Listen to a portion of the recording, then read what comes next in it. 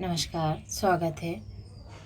आज हम लोग अपने देश की सीमा पर खड़े वीरों की जो रक्षा करते हैं उन्हीं पे समर्पित एक कविता पढ़ेंगे।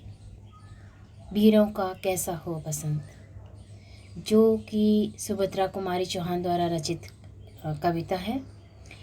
वीरता से ओत-प्रोत कविता है। इससे हमें अपने देश की सीमा पर खड़े जवानों के प्रति एक गर्व महसूस होता है कि वो हमारे लिए कितना कुछ कर रहे हैं।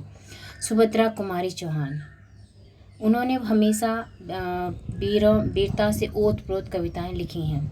सुभद्रा कुमारी चौहान का जन्म 1904 ईस्वी में इलाहाबाद में हुआ था और सुभद्रा कुमारी चौहान को स्वतंत्रता आंदोलन में भाग लेने वाली प्रथम सत्याग्रही का गौरव प्राप्त है।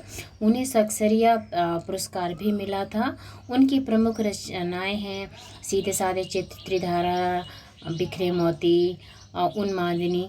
ये इनकी प्रमुख रचनाएं हैं और इनको एक मध्य प्रदेश विधानसभा सदस्य में 2 बार ये चुनी भी गई हैं।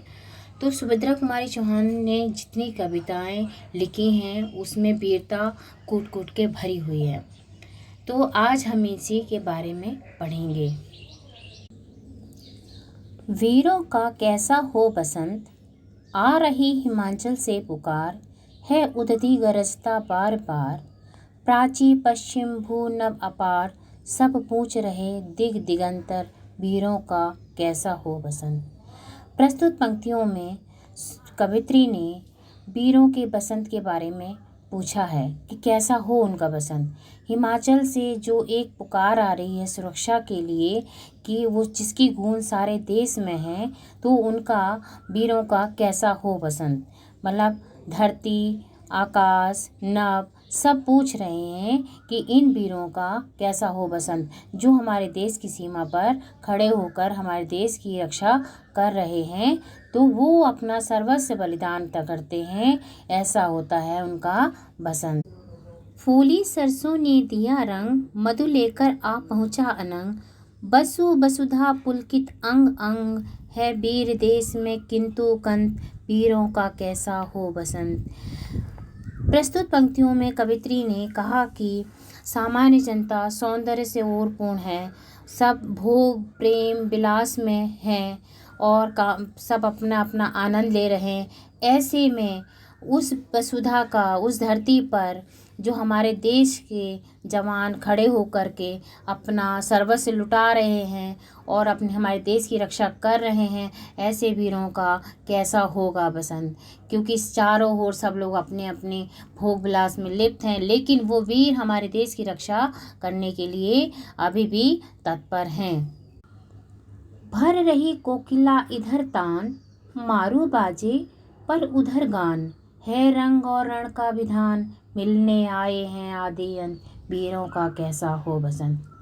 इसमें कवित्री कह रही है कोयल चारों ओर अपनी तान भर रही है, मारू मतलब एक तान वो सब बज रहा है गाजे बाजे के साथ में, और उस तरफ जो हमारे देश पर वीर हैं, हमारे देश की रक्षा कर रहे हैं, रण का विधान यानी युद्ध क्षेत्र में उनके लिए आदि अंत मिलने आ रहे हैं, ऐसे वीरों का कैसा हो बसंत। क्योंकि वो अपना सब कुछ निछावर करने के लिए हमेशा तैयार हैं और हमारे देश के लिए अपना अशुभ बचपन जवानी सारा उसी में अपना कर रहे हैं। ऐसे वीरों का कैसा हो बसंत, जो अपनी जान लुटा करके हमारे देश की रक्षा कर रहे हैं और हम लोगों को सुरक्षित कर रहे हैं। ऐसे वीरों का बसंत केवल अपने देश पर मर पिटना ही है।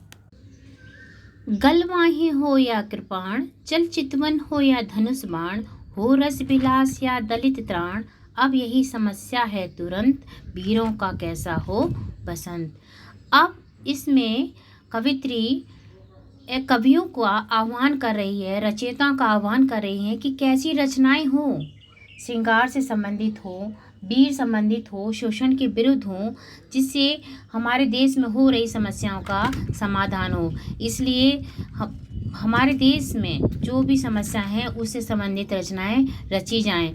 तो इसलिए वो कवियों का आह्वान कर रही हैं और कह रही हैं कि ये बहुत दुरंत यानी बहुत ही ज्वलन समस्या है कि वीरों का कैसा हो बसंत। जो वीर हैं हमारे देश की रक्षा करने के लिए हैं, ऐसे वीरों का कैसा हो बसंत। वीर तो हमेशा देश के लिए जान न्यौछावर करने के लिए हमेशा तत्पर हैं, तैयार हैं। कहते अतीत अब मौन त्याग, लंके तुझ में क्यों लगी आग। है कुरुक्षेत्र अब जाग जाग, बतला अपने अनुभव अनंत, वीरों का कैसा हो बसंत। इसमें कवित्री देश काल परिस्थिति के अनुसार कह रही है कि लंका में आग क्यों लगी। लंका में जब आग लगी तो शांति का प्रस्ताव भेजा गया और शांति को जब नहीं माना गया तो कितना नुकसान हुआ, इसका ये उदाहरण है। चाहे कुरुक्षेत्र का उदाहरण ले लीजिए, जिसमें कृष्ण भगवान ने भी शांति का कहा था कि युद्ध ना हो, बहुत प्रयास किया, क्योंकि युद्ध में जन हानि, हर चीज़ की हानि होती है। तो इन सब से बचाव के लिए उन्होंने बहुत प्रयास किया। तो ये ऐसे हमारे उदाहरण हैं जिनसे हम लोग सीख ले सकते हैं कि युद्ध कितना खराब होता है, युद्ध में कितनी हानियाँ होती हैं। लेकिन बतला अपने अनुभव अनंत, कहते हैं कि अपने अनुभव बता रहे हैं हमारे कि कैसा हो वीरों का बसंत, कि वीर हमेशा हम देश के लिए तत्पर हैं, अपना सर्वस्व त्याग करने के लिए, निछावर करने के लिए हमेशा तैयार हैं। तो हमें पुराने जो हमारे उदाहरण हैं उनको देख करके हमें अब भी जाग जाना चाहिए कि युद्ध अच्छा नहीं होता है। और जो वीर हैं, जो देश के लिए समर्पित हैं, जो देश के लिए हमेशा तत्पर है रक्षा करने के लिए, ऐसे वीरों का बसंत केवल अपनी शहीदी है ही उनका बसंत होता है। हल्दी घाटी के शिलाखंड, ए दुर्ग सिंहगढ़ के प्रचंड, राणा नाना का कर घमंड, दो जागा आज स्मृतियां ज्वलंत। इसमें कवित्री कह रही है कि हल्दी घाटी जो पुराने हमारे स्तंभ हैं, उन सब का, ये दुर्ग हैं, उन सब का उदाहरण देते हुए समझा रही हैं। राणा और नाना का उदाहरण दे रही हैं कि कैसे कैसे उनका, सब लोगों ने उनका घमंड दूर किया था। आज जो स्मृतियां हैं ज्वलंत हैं, आज भी हमारे देश में प्रचंड प्रकाशवान हैं।